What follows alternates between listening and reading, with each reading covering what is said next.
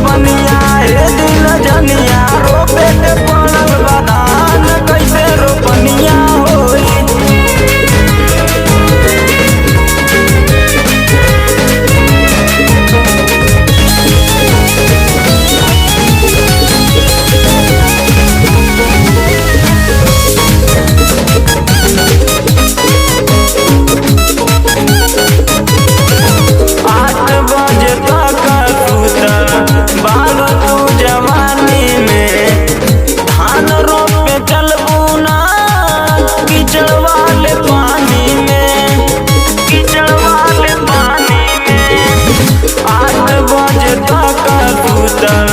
बालू तू जवानी में धान रोपे चलबू ना कीचड़ वाले पानी में ऐसे जनकारा काम से डरा वही तू बालू जवान कैसे रोपनिया होई।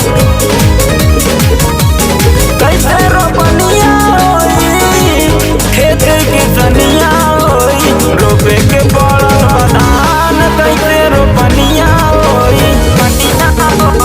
सुखत पनिया हे दिल जनिया रोपे के पड़ल बधान कैसे रोपनिया होई।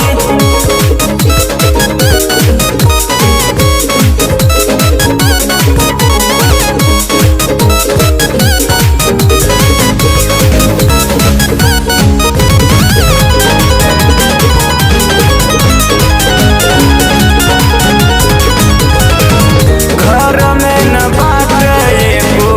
पैसा कमाई खेतियो न होई दाना कहाँ से बेटाई